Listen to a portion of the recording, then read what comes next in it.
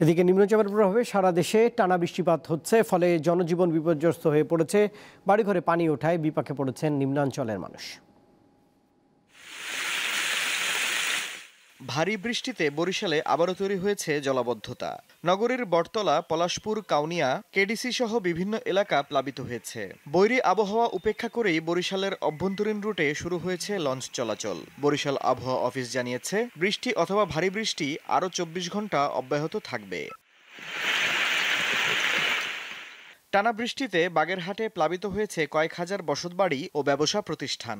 ভেসে যাওয়ার শঙ্কায় রয়েছে চিংড়িঘের ও মাছের খামার। শরণখোলা, মোরেলগঞ্জ, মংলা, রামপাল, কচুয়া ও বাগেরহাট সদর উপজেলার নিম্নাঞ্চল পানিতে তলিয়ে আছে। বিপাকে পড়েছেন খেটে খাওয়া নিম্ন আয়ের মানুষ।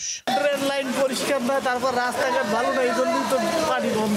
ময়লা পড়ে আটকা পড়ে থাকে, এই জন্য পানি নিষ্কাশন হয় না, জায়গা ভরাট হয়ে গেছে সব পুকুর। পটুয়াখালীতে রবিবার সকাল ৯টা পর্যন্ত আগের ২৪ ঘন্টায় ২২১.৭ মিলিমিটার বৃষ্টিপাত রেকর্ড করেছে আবহাওয়া অফিস। টানা বৃষ্টিতে জনজীবনে ভোগান্তি নেমে এসেছে। বিভিন্ন নিচু স্থানে পানি জমে জলাবদ্ধতার সৃষ্টি হয়েছে।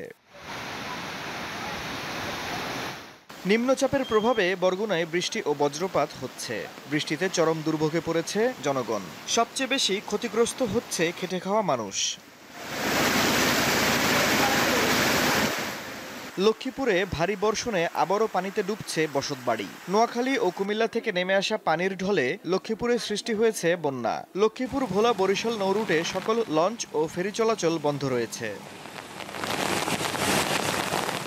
চুয়াডাঙ্গায় সারাদিন বৃষ্টিপাত অব্যাহত রয়েছে।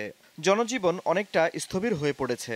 রবিবার বেলা 12টা পর্যন্ত আগের 15 ঘন্টায় 93.6 মিলিমিটার বৃষ্টি রেকর্ড করা হয়েছে। আফরিদ হাসান, দীপ্ত বার্তা কক্ষ।